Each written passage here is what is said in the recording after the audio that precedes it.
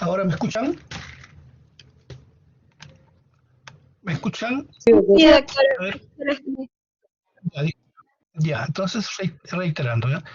Me aparecen sus saludos acá y me interfiere la diapositiva. Bueno, repito, se define como neumonía intrahospitalaria aquella que se produce 48 horas o más después de la admisión en el hospital.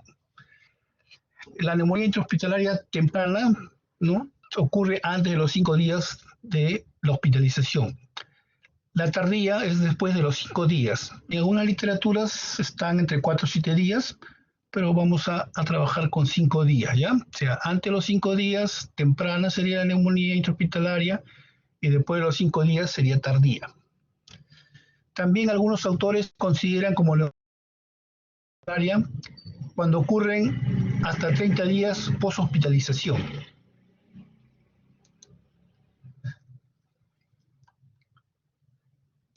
La incidencia de neumonía intrahospitalaria es de 5 a 10 casos por 1000 ingresos hospitalarios y es de 6 a 20 veces más frecuente en los pacientes que reciben ventilación mecánica.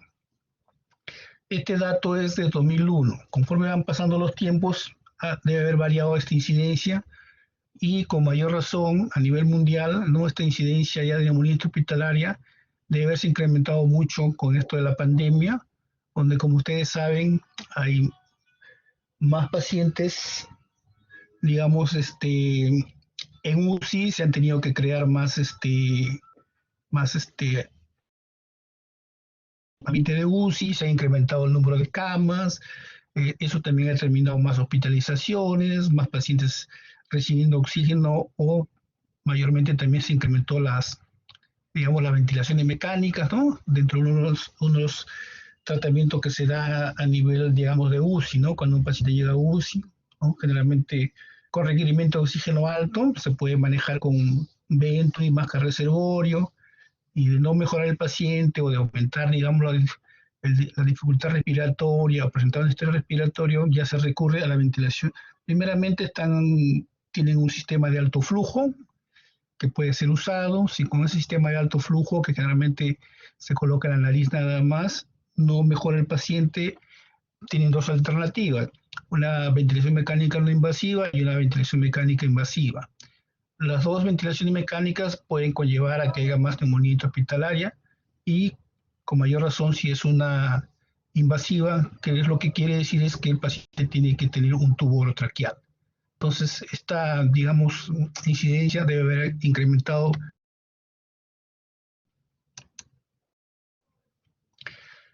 Neumonía cierta.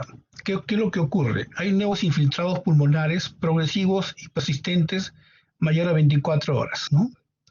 Teniendo una radiografía de tórax con unos infiltrados, al aparecer unos nuevos infiltrados, ya uno tiene que orientarse a que sea valoramente una neumonía intrahospitalaria, ¿no? Este es el punto de vista radiológico. ¿Y por qué mencionan persistente? Que puede haber un infiltrado progresivo, pero que después desaparece en 24 horas. Se trataría de un infiltrado infeccioso, podría ser un infiltrado congestivo. Entonces, el hecho de que los infiltrados pulmonares sean progresivos, aumenten, digamos, y sean persistentes, orienta a que sea una neumonía intrahospitalaria. Eso desde el punto de vista radiológico. Lo otro es que las secciones truculentas, ¿no?, más uno de los siguientes conceptos: que en la radiografía hay una cavitación, por ejemplo, en una tomografía, ¿no?, preferentemente indicativa de acceso, o puede ser confirmada por cultivo de material de punción, si el caso se requiere o hayamos hecho ese procedimiento. También puede haber una evidencia histológica de neumonía que puede haber sido realizada mediante biopsia o en caso de defunciones con necropsia. Conformación de accesos o área de consolidación con intensa infiltración leucocitaria. También hay la oportunidad de hacer cultivos, ¿no? Cultivo positivo de parénquima, si hemos hecho una biopsia que contenga mayor o igual a 10 a la 4 unidades de formador de colonia, ¿no? Entonces ahí también podría darnos un diagnóstico. Estos son ya un poquito de procedimientos también invasivos diagnósticos. Factores de riesgo son bastantes, ¿no? Principalmente uno, como se dice ya, el paciente hospitalizado. El hecho de hospitalizarse ya por sí, sin tener factores de riesgo, sin comorbilidades, ya conlleva a un riesgo porque, como ustedes saben, los hospitales, ¿no? Hay diversos tipos de pacientes, diversos tipos de gérmenes. Generalmente esos gérmenes predominan unos en algunos servicios y otros en otros. Donde mayormente tenemos los gérmenes resistentes, generalmente son en las UCIs. Entonces, mencionando los factores de riesgo, acá tenemos enfermedades predisponentes, ¿no? Serias, la malnutrición, tratamiento con inmunodepresor, puede ser por neoplásicos, medicamentos neoplásicos, uso de corticoides, la edad, ¿no? Los mayores de 60 años ya están con factor de riesgo para hacer este tipo de neumonías, una cirugía reciente, ¿no? Técnicas invasivas, ¿no? Enfermedades neuromusculares, o toma de conciencia, ¿no? Mayormente en problemas, accidentes cerebrovasculares, el uso de antiácidos, ¿no? ¿No? Porque altera el pH, generalmente, comúnmente uno usa mucho, lo digamos, omeprazol, endovenoso, ranitidina, y eso conlleva a alterar un poquito la flora, digamos, y puede ocasionar también un tipo de neumonía intrahospitalaria. La estancia en UCI con mayor razón, ¿no? Las estancias prolongadas en cualquier área de hospitalización es un condicionante para una neumonía extrahospitalaria y si el paciente está en UCI con mayor razón. Reitero, la intubación endotraqueal, también el soporte ventilatorio, que puede ser no invasivo o puede ser, por decirle, con máscara de reservorio o Venturi, también es un factor de riesgo. El otro factor de riesgo es el sexo femenino, ¿no? Los grupos de edad extrema, muy ancianos o los muy, digamos, niños, ¿no? También acá, aparte de estancia, mencionan una hospitalización mayor de 14 días, el uso de la sonda nasogástrica, el hecho de que se haya realizado procedimientos quirúrgicos a nivel de cabeza, cuello y abdomen superior, también son factores de riesgo para hacer una neumonía intrahospitalaria. El uso de antibióticos en los 2 meses anteriores, ¿no? Que haya un antecedente de enfermedad cardiorrespiratoria asociada.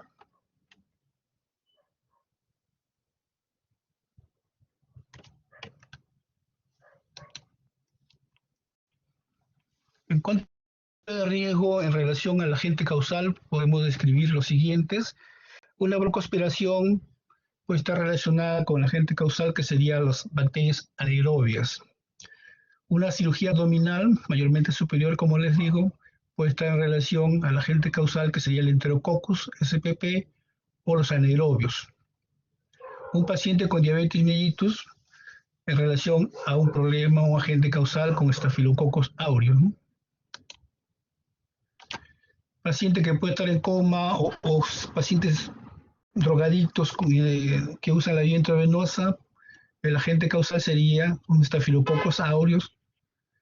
Cuando el paciente presenta una falla renal crónica, también podría tratarse el agente causal de un Staphylococcus aureus metilosensibles. Entonces, de acuerdo al factor de riesgo, uno más o menos va sospechando cuál es el agente causal.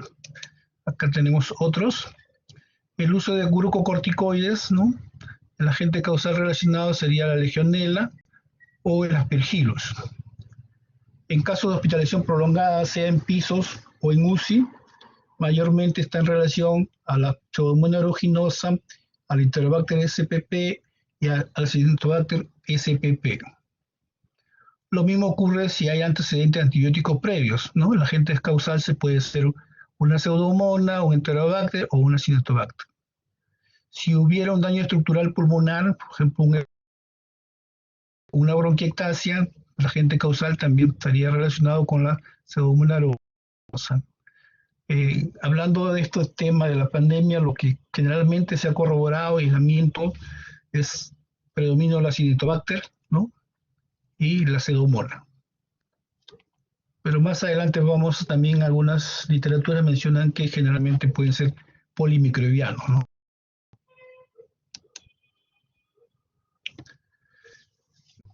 Factores de riesgo de neumonía intrahospitalaria por microorganismos multiresistentes, ¿no? Lo manifestado anteriormente mayormente son no relacionados multiresistentes. ¿Qué puede ocurrir, no? Un paciente con ventilación mecánica prolongada de entre 4 a 7 días puede adquirir un germen multiresistente. También la multiresistencia puede darse cuando ha habido uso previo de antibióticos. En caso, por decirle, de que un paciente haya sido operado de neurocirugía y un sistema respiratorio, el germen asociado generalmente es Acinetobacter baumannii, que es multidrogo resistente.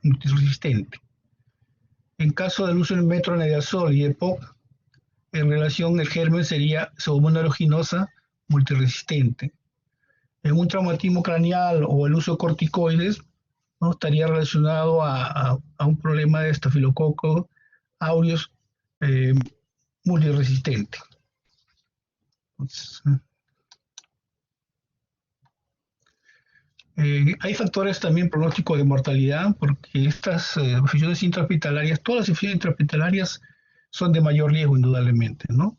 Dentro de los factores pronósticos de mortalidad tenemos la edad avanzada, la mala calidad de vida previa, la presencia de enfermedad rápida o finalmente fatal, enfermedades con déficit inmunitario, como cáncer, pacientes trasplantados, pacientes con SIDA, el ingreso en UCIs quirúrgicas, la necesidad de oxígeno a concentraciones superiores al 35%, ¿no? Realmente cuando mencionamos 35% son sistemas de Venturi, ¿no? Necesidad de presión positiva al final de la expiración, esto de acá ya se maneja a nivel ya de intensivo, ya. Esto va en relación a lo que uno tiene que programar en un ventilador mecánico, más de especialidad, ¿no? También el factor pronóstico, ¿no? Sería la mortalidad de la reintubación, ¿no? A veces tenemos problemas con el CAF, ¿no? El tubo orotraqueal, ¿no? Tiene su CAF al final, digamos, al nivel distal, el cual uno cuando intuba tiene que insuflarlo, ¿no? Entre 10 a 20 milímetros de mercurio para que eso fije el tubo orotraqueal y no se movilice. En algunas oportunidades el paciente se puede despertar si no está bien sedado y se saca el tubo, en otras hay que reintubar porque se rompió el CAF y el tubo se desplaza, entonces en vez de beneficiar perjudica al paciente. Entonces cada vez que uno reintube a un paciente o haga un procedimiento nuevo, aumenta los pronósticos de mortalidad.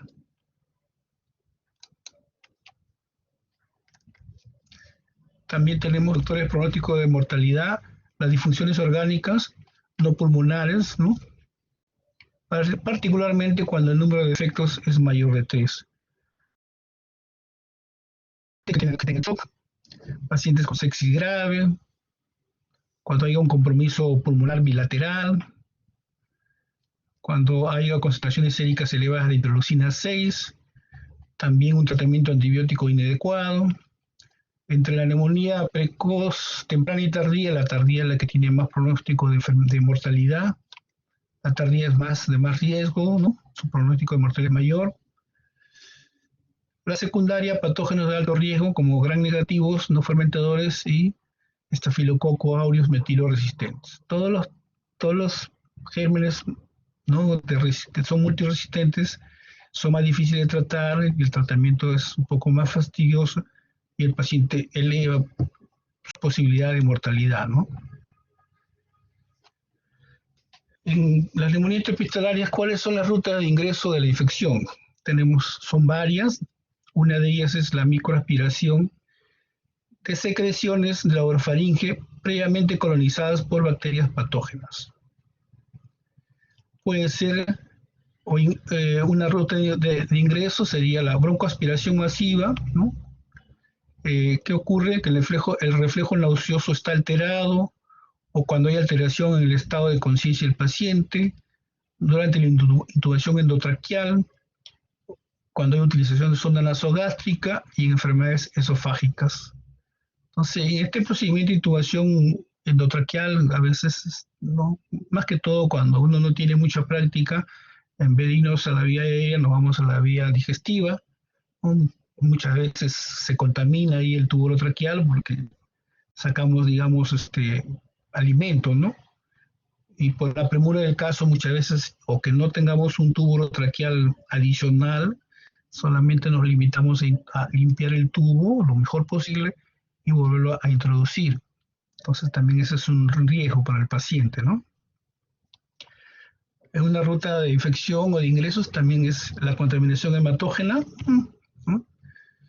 Más que todo es importante durante el periodo postoperatorio y en pacientes con catéteres y sondas vesicales. Cuando hablamos de catéteres, generalmente son catéteres de vía central y sondas vesicales porque, digamos, un paciente que está en la UCI, hospitalizado en un área donde el paciente no se pueda movilizar, es necesario ponerle una sonda vesical, ¿no? La mayoría de pacientes hospitalizados que no se pueden movilizar o su estado no lo permite, hay que sondearlos.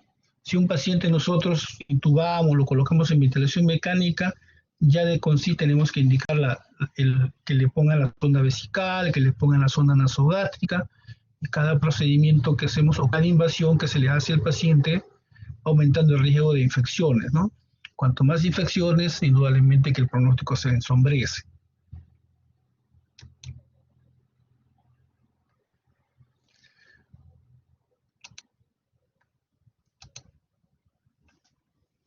También tenemos de los óleos contaminados. ¿Qué ocurre? La aspiración de los óleos contaminados es la responsable de infecciones por legionela, algunos virus, micobacterios tuberculosos y hongos, especialmente durante la ventilación mecánica utilizando sistemas de humidificación contaminados, ¿no? El tubo orotraqueal va conectado a un sistema que llamamos corrugados al ventilador. Entonces, eso muchas veces se llena de líquido y también se puede contaminar, digamos, y conllevarnos a que también podamos tener en el paciente una infección intrahospitalaria. Hay una colonización de boca y orofaringe, ¿no? Debido a una ausencia de fibronectina. 42 y 46% de ellos son patógenos de neumonía intrahospitalaria, se aislaron previamente en la orofaringe. La colonización braquial se produce a las 24 horas en un 80-89% y generalmente es por pseudomonas aeruginosa. En cuanto a lo que ya mencionaba sobre el tubo endotraqueal, ¿no? Acá le menciono que sobrepasa los sistemas de defensa existentes por encima de las cuerdas vocales y altera los mecanismos del árbol bronquial como son la tos y el sistema mucociliar. La tos es un síntoma en el cual ayuda al paciente cuando tenga secreciones a eliminar. Cuando ya está intubado no tiene el reflejo de la tos, ¿no? Entonces eso es un problema. Cuando uno trata o desteta a un paciente del ventilador, ¿no? Después de haber estado, digamos, unos días en ventilación mecánica, primeramente procuramos sacarlo del ventilador, que no requiere ventilador, conectamos el tubo traqueal al oxígeno, puede ser un sistema de Venturi, ¿no? Directamente, y posteriormente ya retiramos el tubo traqueal, digamos, ¿no? Entonces, cuando ya sacamos el tubo orotraqueal, lo que pedimos al paciente ya, una vez despierto, por supuesto, ¿no? Retirando la máquina del ventilador, retirando el tubo, el paciente debe toser. Si el paciente no nos tose, va a acumular la secreción y lo más probable es que se tenga que intubar de nuevo, ocurriendo lo ya manifestado anteriormente, una reintubación. Las secreciones contaminadas se acumulan por encima del balón del tubo endotraqueal, ¿no? Le mencionaba de que el tubo tiene un CAF, le llamamos nosotros, es un balón de tubo endotraqueal. Es algo redondito que se llena de aire, por encima de él se va a acumular, pues, por ahí no se puede aspirar. La aspiración generalmente que hace la enfermera es a través del, no periféricamente, porque hay un espacio ahí, y ahí se pueden juntar los gérmenes, ¿no? O sea, el aspirado de secreciones generalmente, una vez el paciente intubado, se hace a través del tubo, no por la parte periférica. En cuanto al tubo también, ¿no? Tiene ahí una especie de biofilm, ¿no? Acá menciona que hay un 70% de pacientes con neumonía intrahospitalaria tuvo patógenos aislados en el tubo endotraqueal previamente. Los tubos endotraqueales generalmente se van obstruyendo de forma, digamos, de afuera hacia adentro y va disminuyendo la luz. Todo eso puede estar contaminado porque también hay que introducir la sonda para aspirar. En relación al ventilador mecánico, el 80% de los circuitos y los condensadores fueron colonizados a las 24 horas, ¿no? Ese es un estudio que se hizo. O sea, son condensadores que llegan al paciente, esos corrugados, le llamamos nosotros, se contaminan. generalmente pueden llenarse de líquido y contaminar, lo cual conlleva a que pueda el paciente infectarse. También una ruta digamos, de infección sería la manipulación de los circuitos incrementan el riesgo. Cuanto más manipulemos, digamos, los corrugados, cuanto más de la enfermera tenga que aspirar por necesidad del paciente, eleva todo el riesgo de la neumonía intrahospitalaria. Una ruta de ingreso de la infección, ¿no? En caso de neumonía intrahospitalaria, y la traslocación del tracto gastrointestinal. Eso ocurre por aumento del pH gástrico y se encuentra por encima de 4. En pacientes ancianos con acloridia, pacientes que presentan hilio, alguna enfermedad del tracto respiratorio superior, nutrición general, antiácidos y antiagonistas H2 ya mencionados, ¿no? Ranitidina o omeprazol.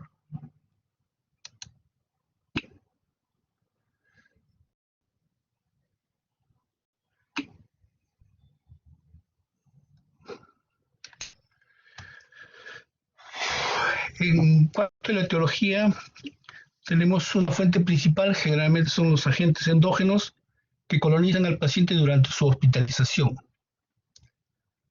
Los agentes responsables varían según el momento del inicio de la neumonía, así como el servicio donde se encuentra el paciente e incluso entre instituciones, ¿no? Se reitera lo que ya manifestado, ante los 5 días, la neumonía intrahospitalaria catalogamos como temprana, después de los 5 días como neumonía intrahospitalaria tardía, también reiterando de que una hospitalización, un área de hospitalización es diferente, por decir, en patología, en cirugía, en neumología. Cada servicio, cada área de hospitalización tiene su germen predominante, ¿no?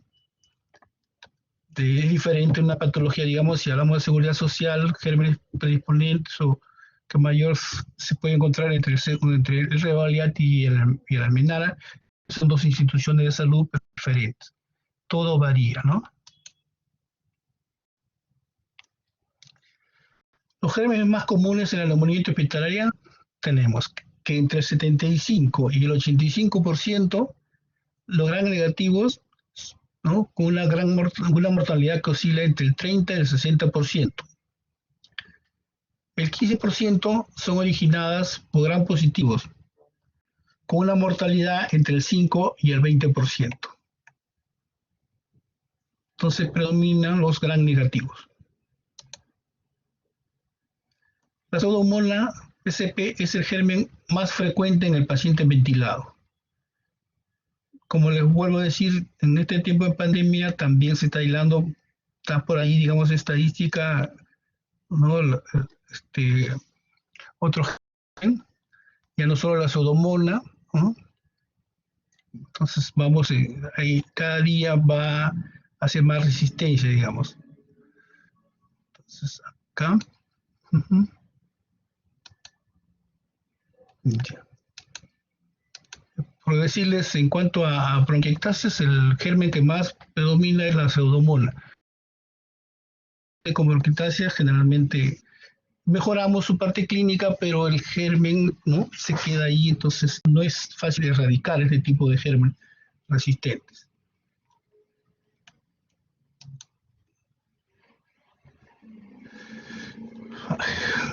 En cuanto a los gérmenes más comunes en la neumonía intrahospitalaria, hasta en el 5% de las neumonías intrahospitalarias se forma el germen patógeno, pues por los diferentes métodos diagnósticos no se aísla ningún organismo. También tenemos el problema de los exámenes auxiliares que no siempre nos ayudan, ¿no? Entonces hay una gran parte de pacientes que no se sabe la etiología, entonces uno trabaja con antibióticos, digamos, por lo ya manifestado, de acuerdo al factor predisponente, a la enfermedad que tenga el paciente previamente, al área en el cual está hospitalizado, ¿no? Hasta el 30% de las neumonías intrahospitalarias se tratan de un proceso donde intervienen varios gérmenes, o sea, son polimicrobianos, ¿no?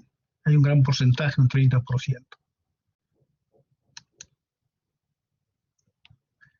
La etiología polimicrobiana es frecuente. Se presenta en alrededor del 40% de las neumonías hospitalarias en las series y es más frecuente en pacientes con síndrome de distrés respiratorio agudo.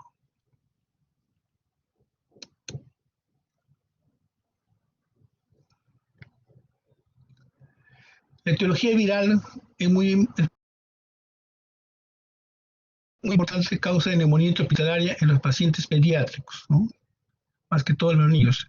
Entre los virus que conviene destacar se encuentran la influenza A y B, el virus respiratorio sincicial, adenovirus, virus para influenza 1, 2 y 3 y hantavirus. Esto en relación al área pediátrica, digamos. Los gérmenes más comunes, ¿no? Tenemos la Pseudomonas aeruginosa, el Enterobacter, el Staphylococcus aureus, ¿no? De los más comunes. Escherichia coli también hay un porcentaje moderado, digamos, entre esta relación de gérmenes más comunes en la neumonía intrahospitalaria. Varía de acuerdo a los lugares, digamos, o áreas de hospitalización. La Asociación Americana de Tórax agrupa a todos los pacientes con neumonía intrahospitalaria en 3 categorías. Un grupo 1, cuando la enfermedad es leve a moderada en personas sin factores de riesgo, de inicio temprano o tardío.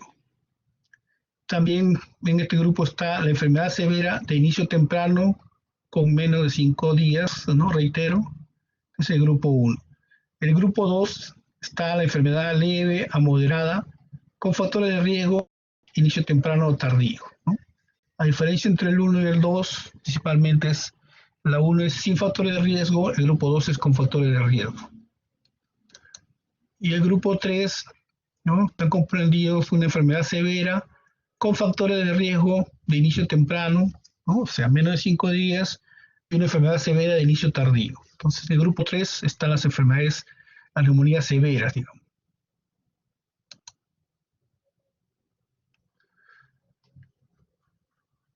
Ya más o menos estamos más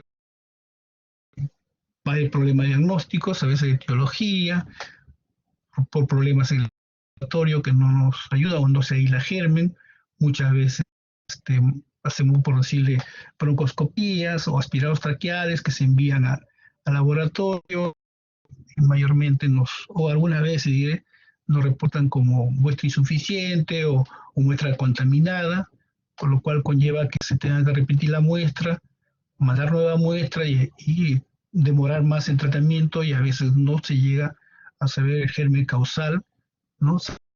Aislando el germen causal ya el laboratorista, digamos, haría la sensibilidad, que es lo que nos ayudaría mucho, ¿no? Para dirigir nuestro tratamiento, ¿no? Entonces acá vamos a comentar un poco de neumonía intrahospitalaria, problemas diagnósticos. ¿Qué es lo que se puede ver entre los problemas diagnósticos? No existe de neumonía intrahospitalaria. Los problemas diagnósticos son frecuentes, ¿no? A veces hay problemas entre diferenciar colonización e infección. También hay problemas en interpretación de signos clínicos y síntomas. En la elección correcta de antibióticos también nos da un problema. La evaluación clínica por sí sola no debería ser un diagnóstico de neumonía intrahospitalaria, ¿no?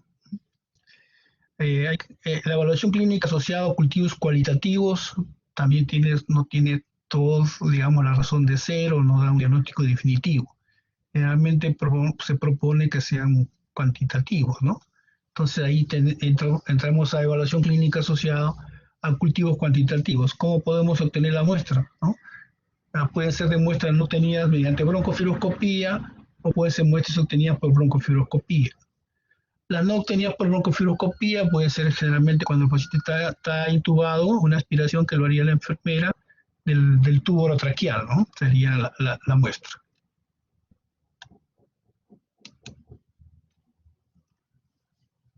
En cuanto a la evaluación clínica, ¿no? Entonces, hablando del problema diagnóstico, los parámetros clínicos con estudios radiológicos tienen baja especificidad para el diagnóstico. La ayuda microbiológica proporcionada por el gran cultivo de esputo es bajo, pero en algunos casos orienta al antibiótico inicial de elección. Es decir, digamos, muchas veces para una neumonía comunitaria que deberíamos tener un gran, no lo hacemos o no hay la oportunidad o el paciente ya llega tratado con antibiótico, entonces puede ser un gran, cuando hacemos un gran, ya un paciente hospitalizado, ya hay más posibilidades de que esté contaminado esa muestra de esputo, ¿no? El resultado del gran no sea lo que uno espera o más orientador, digamos. El resultado es un sobreuso de antibióticos, falla de tratamiento y riesgo de colonización por gérmenes multiresistentes. Al no tener la sensibilidad, entonces usar un antibiótico que realmente se usa de amplio espectro, podemos seguir aumentando los gérmenes que tengan mayor resistencia. Se ha planteado el uso de puntajes basados en las manifestaciones clínicas del paciente. Puedo enseñarles uno que es el Clinical Pulmonary Infection Score, CPIs, donde el puntaje varía de 0 a 12. Puntajes por encima de 6 orientan a un diagnóstico correcto hospitalaria y un uso justificado de antibióticos. Las estrategias basadas en el uso de CPSI demuestran menor costo en uso de antibiótico, aparición de resistencias y superinfección. Acá hay una gráfica de lo que uno debe de lograr, ¿no? Entonces los criterios que usan son temperatura, tiene un puntaje, los leucocitos, ¿no? Aspiración de tráquea, el PAFI, ¿no? La radiografía de pulmones, todos tienen un puntaje. Entonces, si el puntaje es mayor de 6, ¿no? Como acá, ¿no? Si es mayor de 6, ya orientan un diagnóstico correcto de neumonía intrahospitalaria. Entonces, mayor de 6 sería el puntaje de esta tabla que se maneja, ¿no? Para diagnosticar una neumonía intrahospitalaria. Ya hemos mencionado la broncofiloscopía, ¿no? Entonces, vamos a aumentar un poquito lo ya manifestado, ¿no? En cuanto a la broncoscopía, los cultivos más recomendados a la fecha, ¿no? Son los que se usan por broncofiloscopía. Entonces, en la broncofiloscopía que uno saca muestra o puede hacer un lavado bronquial alveolar o un escobillado bronquial, ¿no? Generalmente lo que más se hace. A veces también podemos hacer un mini VAL, le llaman, ¿no?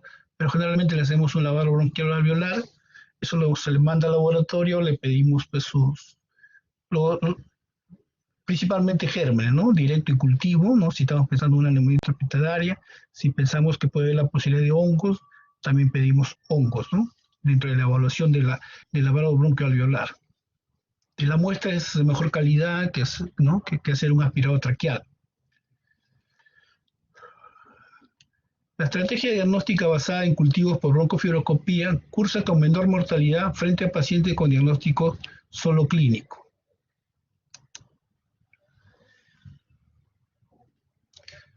El análisis de cultivos cuantitativos obtenidos por aspirados endotraqueales, o sea, 10 a la 5, unidad formadora de colonia, son fáciles de realizar y sus resultados han sido comparados en eficacia con los de broncofibroscopía en un 50-60%, ¿no? Entonces, se puede usar el aspirado endotraqueal, como les digo, que lo hace generalmente la enfermera.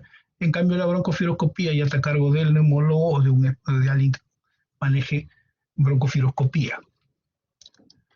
Los cultivos rutinarios de aspiración traqueal no cuantitativos han perdido especificidad y no son recomendables en la actualidad.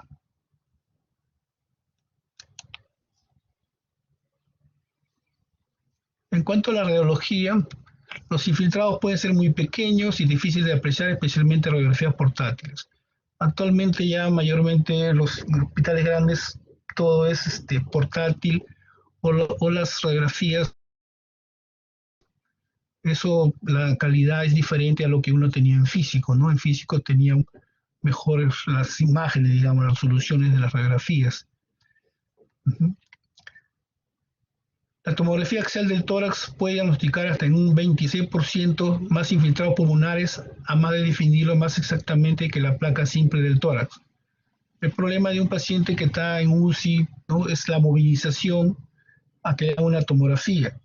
En cambio, estando hospitalizado en un área de UCI, uno le hace de control, digamos, su radiografía de tórax, aunque no es ideal porque es una teleradiografía, es una radiografía anteroposterior. Pero nos ayuda mucho si es que el paciente no lo podemos movilizar, ¿no? Generalmente son pacientes con ventilación mecánica, trasladar una tomografía es de más riesgo o hay que tener un ventilador portátil para llevarlos. Entonces, una vez que está hospitalizado y está delicado el paciente, es más difícil conseguir una tomografía. Entonces, mayormente en UCIs los controles son radiológicos, no teleradiografía mayormente. Pero notablemente si hay la oportunidad de tomar mejor una tomografía, como manifiesta acá, ¿no? Es mejor la tomografía que una radiografía. Si hubiera la oportunidad de tomarle la tomografía, se le debe tomar. La interpretación de las secreciones bronquiales purulentas y su diagnóstico microbiológico también es difícil, ¿no? Muchas veces tenemos pacientes que hacemos la broncofiloscopía, que nosotros evidenciamos macroscópicamente que es secreción inclusive purulenta, amarillenta, verdosa, y cuando el laboratorio nos reporta, nos dice que no encuentra gérmenes, ¿no? Entonces eso nos conlleva a no tener, digamos, aislar el germen. Entonces eso dificulta el diagnóstico, ¿no? Y principalmente el agente causal, que es lo que interesa para el mejor manejo del paciente. La orofaringe de los pacientes moderadamente enfermos hospitalizados rápidamente aparece colonizada por microorganismos patógenos, ¿no? En aspirados traqueales, la presencia de cultivos positivos para microorganismos comunes o inclusive patógenos, como Pseudomonas aeruginosa o el Staphylococcus aureus, no asegura el diagnóstico microbiológico adecuado de neumonía nosocomial. Pues, ahí, digamos, justo acá viene esto de la colonización versus infección, ¿no? Entonces hay que indagar sobre eso. Las más extensas investigaciones se han hecho con la utilización de cepillos endoscópicos protegidos y de lavado bronquial alveolar. Esto es mediante broncofiloscopía. Se acepta que cultivos cuantitativos positivos para más de 1000 o 10.000 unidades formadoras de colonia es lo ideal.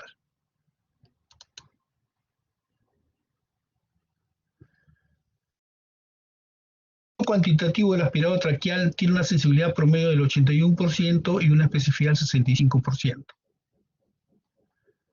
El punto de corte recomendado para considerar el cultivo positivo es de mayor o igual a 105, 10 a la 5, acá es 10 a la 5, o mayor a 10 a la sexta unidad de formador de colonia por mililitro, para cada microorganismo microbiológicamente significativo. Entonces, eso ya lo maneja el patólogo, ¿no? En cuanto al tratamiento de una neumonía hospitalaria, ¿no? Hay que tener en cuenta los datos clínicos y la gravedad del paciente, determinar si es una neumonía temprana, tardía. Entonces, generalmente se puede establecer, indagar sobre uso previo de antibióticos, ¿no? Si un antibiótico ya está usando y estamos en un tratamiento empírico, hay que rotar, hay que darle otro diferente, ¿no? También hay que valorar el tiempo transcurrido entre el ingreso hospitalario y el diagnóstico, ¿no? Cuántos días estuvo en la otra área, por si en neumología, se infectó y pasó a UCI, eso también hay que valorar. Duración previa a la ventilación mecánica, ¿no? Ya mencionamos que entre 4 a 7 ya pusiéramos prolongada. Los factores de riesgo que tenía el paciente hay que considerar para ver qué tratamiento le vamos a dar. La prevalencia de patógenos y patrones de resistencia natural y propio de la UCI o del hospital, ¿no? El tratamiento inicial debe buscar ser adecuado y temprano. Los antibióticos deben usarse prudentemente para tratar de impedir el desarrollo de resistencia bacteriana. Lamentablemente, reitero, la resistencia bacteriana se está dando cada día más. Hablando un poco, haciendo un paréntesis, ha habido tratamientos en este tiempo de COVID con antibióticos, ¿no? Pero, como ya sabemos, el germen causante es un virus. El antibiótico no le hace nada al virus. El antibiótico ya se usaría ya cuando hay una neumonía asociada. Pero lamentablemente, por decirle, he tenido la oportunidad de ver recetas de tratamiento endovenoso en casa, ¿no? Con meropenem, con ertapenem, ¿no? Sin que amerite el caso, digamos, del paciente. Entonces, el uso de estos medicamentos conlleva a que el paciente vaya haciendo resistencia y cuando haya la necesidad de usar un medicamento ¿no? de ese nivel, ya no le va a hacer efecto, ¿no? Entonces, antiguamente ya ustedes habrán visto que para un resfriado la mayoría daba antibióticos, lo cual no debería ser. La resistencia se menciona es un problema que de acá unos años va a ser muy importante y va a repercutir mucho sobre la salud mundial, ¿no? No solo sobre la salud, sino también sobre la parte, digamos, económica, ¿no? Al no haber antibióticos o nos sacan antibióticos cada día más caros. El tratamiento, si estamos sospechando que son bacilos gram negativos, podemos usar cefalosporina tercera o cuarta generación con un aminoglucósido, ¿no? Mayormente usamos cetrazona, ¿no? Con la micacina, por decir. También puede usarse combinaciones de beta-lactámicos con inhibidores de beta-lactamasas, más quinolonas o aminoglucósidos más carbapenem.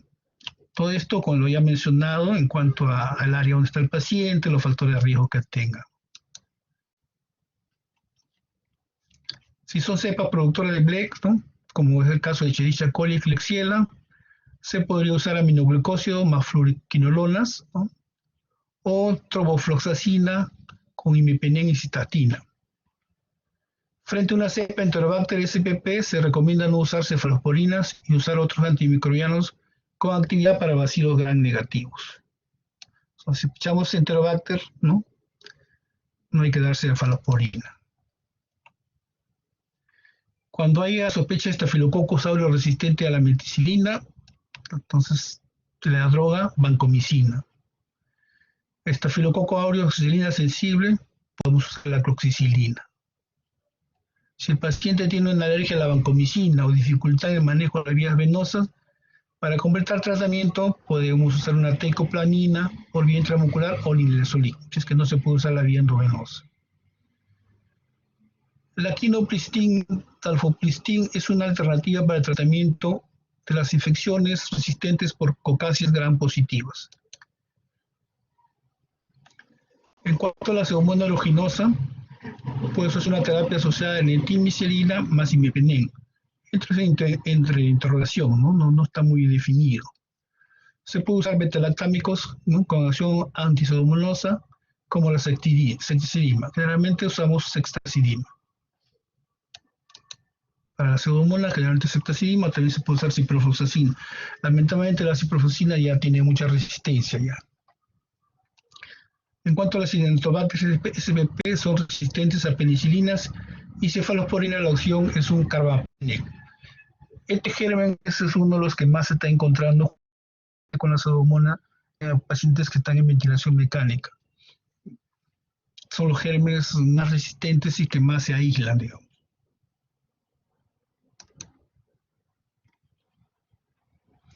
En la clasificación ya mencionada anteriormente, acá hay un tratamiento, digamos, para el grupo 1, ¿no? Entonces ya es otro tipo de selección, ¿no?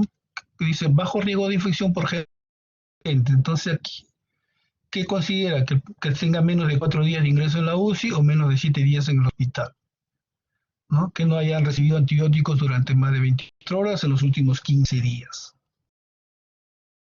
Que no tengan otros factores de riesgo de colonización, orofaringia por patógenos multiresistentes. ¿Qué se puede usar acá, ¿no? Estos pacientes, acá dicen, estos pacientes se deben considerar patógenos diana lo siguiente: Streptococcus pneumoniae, Haemophilus influenzae y Staphylococcus aureus. Sensible a la meticilina, enterobacteriosas sensibles y bacterias flora saprofita. Esto es en relación a los días, ¿no? Si es menos de 4 días. Entonces estos gérmenes son los que predominan o los que hay que tener en cuenta. El tratamiento recomendado en este grupo es ampicilina, sulbaptan, puede usarse cetrazona o cefotaxima, cualquiera de los tres. Vía oral sería la ampicilina, sulbaptan o cetrazona endovenoso, cefotaxima endovenoso también. Entonces para el grupo 1. El grupo 2 son los pacientes que hayan permanecido más de 4 días, al contrario de los otros del grupo 1, ¿no? Que hayan recibido antibióticos durante más de 24 horas en los últimos 15 días. ¿Qué gérmenes encontramos en estos pacientes, ¿no? Generalmente Pseudomonas aeruginosa, Acinetobacter, ¿no? Que son los temas, digamos, más patógenos. Entonces, más de 4 días, generalmente más de 5, ya el tratamiento varía. Entonces ahí ya hay que mezclar un imipenem o un meropenem, ¿no? O sea, un carbapenem. También se puede usar cefepima, ceftazidima, ¿no? Y muchas veces asociado a una fluoroquinolona. Actualmente ya no usamos la ciprofloxacina por el problema de la resistencia, ¿no? Entonces, la fluoroquinolona generalmente no hay en endovenoso, sería vía oral. Si lo permitiera el caso del paciente, se podría dar.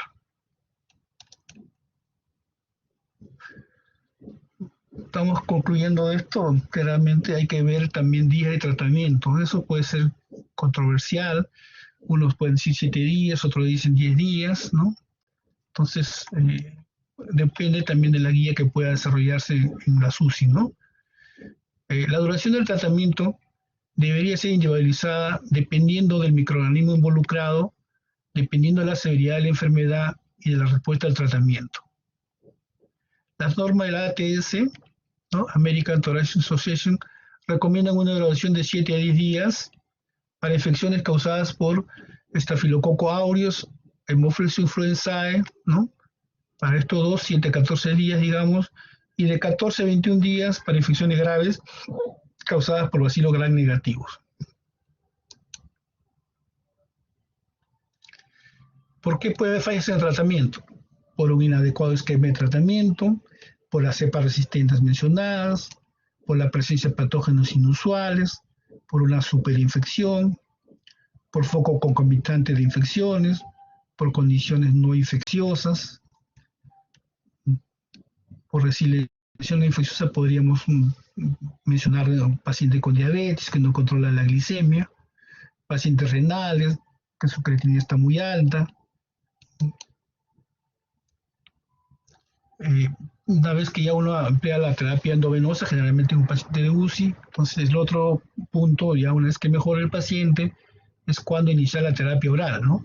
Lamentablemente la correlación o el seguimiento, el paso a seguir para de un tratamiento endovenoso o una vía oral cambia bastante porque muchas veces los antibióticos usados no tienen, digamos, presentación oral.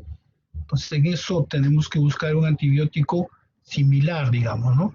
Que tenga ciertas características del tratamiento endovenoso que hemos empleado.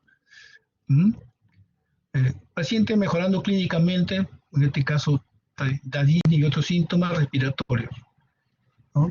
El paciente tenga febril menos de 38 grados durante al menos 8 a 24 horas. En el hemograma que los leucocitos estén en normalización. Que el paciente tenga una estabilidad hemodinámica durante al menos 24 horas. Esto es en relación a su frecuencia cardíaca, ¿no? Que sea menor de 100, ¿no? Frecuencia respiratoria menor de 24, presión sistólica mayor de 90 milímetros por mercurio, en relación a la sistólica. Entonces son condiciones que nos hacen ver que el paciente puede recibir vía oral. También hay que valorar si el paciente está en condición de ingerir medicamentos orales, ¿no? Como ya reitero, generalmente ellos están con sonda nasogástrica. También ver el tránsito digestivo normal, si hace deposiciones o no. También eso hay que valorar. Acá les presento, digamos, una imagen de un paciente con ventilación mecánica, el ventilador. Acá atrás está una bomba de infusión. Este es el tubo orotraqueal. Estos son los corrugados que les menciono, ¿no? Que se humedecen, se llenan de líquido, también se contaminan, ¿no? Cuando va a la parte del tubo, ¿no? Tiene una parte expiratoria y una parte inspiratoria. Acá, como ven, el paciente está, digamos, en una cama UCI, con, digamos, también acá, no llegó a extinguir, pero debe tener su sonda nasogástrica.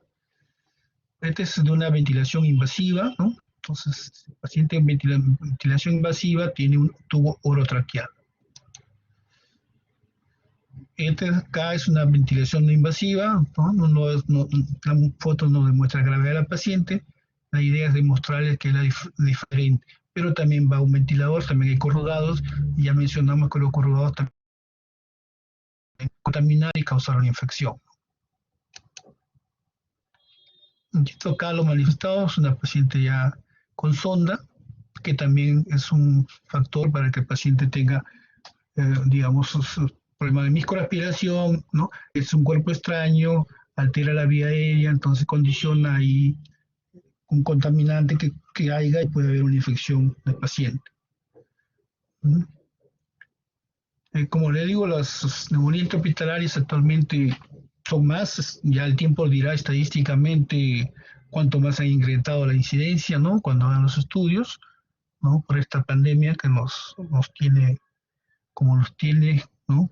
Con problemas tanto de salud, parte económica y todo lo demás.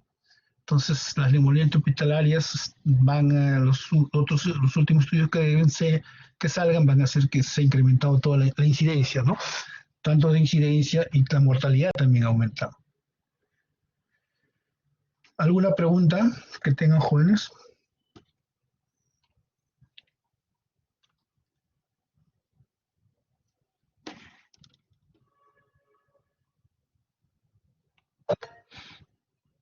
Sí, Lorena. Sí, doctor, buenas tardes. En los pacientes intrahospitalarios, ¿cómo se evalúa o con qué se evalúa el pronóstico del tratamiento? El pronóstico ¿cómo? ¿Cómo podríamos evaluar el pronóstico del tratamiento del paciente intrahospitalario? El paciente hospitalizado en una UCI generalmente tiene un monitoreo no invasivo, ¿no? Entonces, ahí tienes para ver la frecuencia respiratoria, la frecuencia cardíaca, también tiene la saturación de oxígeno. Si el paciente tiene un tubo, le pueden poner un capnógrafo para medir ahí el CO2. Y si no tiene un capnógrafo, medimos, hay que hacer una gasometría. Entonces es un monitoreo no invasivo. En cuanto a la parte clínica, como en todas las infecciones, un tratamiento podemos dar empírico. 3 días de tratamiento, el paciente no debería hacer fiebre, ¿no? Si sigue con fiebre, ya hay que ver, aislar el germen principalmente para hacer el estudio de sensibilidad y darle el antibiótico que nos haga la sensibilidad, ¿no? ¿Qué conlleva, qué monitoreo puedo hacer también? Si tengo la saturación, digamos, tengo que tener de acuerdo a la ventilación de un FIO2 cuánto le estoy dando, ¿no? Es una cosa es darle un FIO2 de 50%, otra cosa es darle el 30%. Entonces, si tengo uno del 50% y el transcurrir de las horas mejora la saturación, le bajo el FIO2, me tolera que baje el FIO2, ya me está haciendo que el pronóstico estoy mejorando desde el punto de vista oxigenatorio. Si tengo una gasometría en un paciente que tiene un CO de 60, entonces hago los cambios en el ventilador. La idea es que tenga, pues si no es retenedor crónico, que tenga 40, que es lo normal. Entonces, aumento la frecuencia respiratoria, digamos, en la máquina lo podemos hacer, que es lo que mayormente hacemos. Entonces, le hago un control de gasometría y de 60 que estuvo, me baja a 50, baja a 45, también me está diciendo que estoy yendo bien, que el pronóstico está mejor. Eso es más o menos la clínica que uno va. Generalmente en las UCIs van a ver con el tiempo de que el día a día es importante. Generalmente ellos manejan al paciente en 2 turnos, ¿no? Mañana y noche. Entonces van monitorizándolo mañana y noche. Los cambios que pueden haber en un día, en la mañana, por ejemplo, en la tarde puede complicarse o mejorar más. Es difícilmente dar un pronóstico en este tipo de pacientes. Cuanto más tiempo tenga el tubo traqueal, más es probabilidad de que el paciente vaya mal o que el pronóstico se ensombrece. Si ya tiene, por decir, el tubo traqueal 10 días, 12 días, y vemos que no va a seguir usando, requiriendo el ventilador, hay que pasar a hacer una traqueostomía, que es un procedimiento también ya mínimamente invasivo por vez y es una puerta de entrada, ¿no? Si el paciente me mejora, digamos, ya no tiene fiebre, el requerimiento del FIO2 va disminuyendo. Entonces, el siguiente paso, nosotros tratamos de despertar al paciente porque estos pacientes de ventilación mecánica están muchas veces no solo sedados, sino relajados. Una vez que el paciente no hace fiebre, mejora la saturación, le vamos bajando el FIO2 y después lo despertamos. Una vez que esté despierto el paciente, no requiere mayor oxígeno, no FIO2, entonces vamos pensando en destetarlo, vamos quitando la droga de sedación, de relajación, para poderlo retirar. Entonces eso nos va llevando a ver el pronóstico del paciente. Cuanto menos días esté hospitalizado, ya hemos dicho, es mejor para el paciente. Cuanto menos días tenga el tubo traqueal, mejor. Cuanto menos días tenga invasión o la sonda nasogástrica, el pronóstico va a ser mejor. O sea, no habría digamos, una evaluación solamente de una parte, es todo integral. Pero son más o menos las condiciones que nos va dando el pronóstico del paciente. ¿Mm? Gracias, doctor. En cuanto, por ejemplo, en cuanto a actualmente a lo que el problema del COVID, los marcadores, digamos, pronósticos que tenemos, asociando un poco a esto de la neumonía hospitalaria, es lo que uno tiene que manejar es generalmente un hemograma, ¿no? Donde uno evidencia de que los linfocitos bajan generalmente, para hacer comparativamente, digamos. Dosar ferritina, ¿no? Por lo de las tormentas citoquinas, cuanto más ferritina tiene, el pronóstico se va a ensombrecer, no solo de la parte de la enfermedad del virus, sino que nos puede conllevar a ventilación mecánica o que vaya a UCI. Entonces, para un COVID, digamos, lo más prioritario dentro de los exámenes auxiliares sería un hemograma, dosaje ferritina, el PCR también que nos da más o menos la información y como es cuantitativo, vamos viendo la evolución desde ese punto de vista del laboratorio. Y también lo otro, siempre es bueno pedir un dímero D para ver cómo está, saber si anticoagulamos o no un paciente.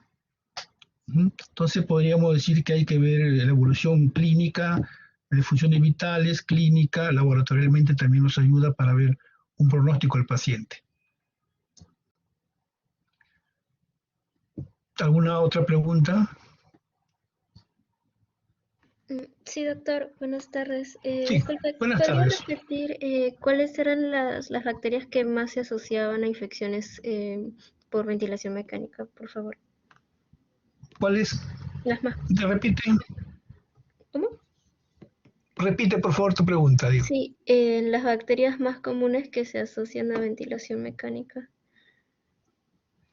Son todas, como les vuelvo a repetir, unas son de origen temprano y otras de origen tardío. Entonces, lo de los primeros 5 días más que todo está en relación a gérmenes como de una neumonía comunitaria, digamos. Pasados 5 días ya son gérmenes, digamos, más que todo ya intrahospitalarios, ahí entra la pseudomonas, ¿no? Principalmente. De acuerdo a la flora que uno tenga o los días que esté hospitalizado, lo otro es también es diferente que un paciente se complique postquirúrgico en un área de cirugía y llegue a la UCI, a que tener un paciente, digamos, de neumología que llegue a la UCI. Generalmente el paciente de neumología, pongamos caso, puede ser una bronquiectasis. Si es una bronquiectasis, ya estoy pensando que sea una pseudomonas que tenga y que haya hecho resistencia. Estafilococo está graficado ahí, estafilococo, la Klebsiella, ¿no? Pero mayormente para las cintas hospitalarias, ahí vemos que están los gran negativos. Ya, doctor, muchas gracias. Ya. Los factores de riesgo, como hemos visto, son diferentes.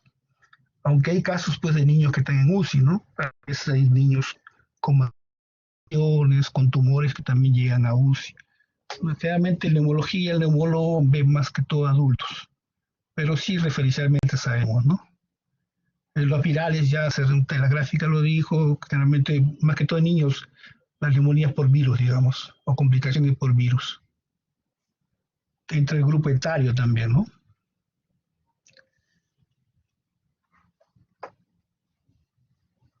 ¿Alguna pregunta?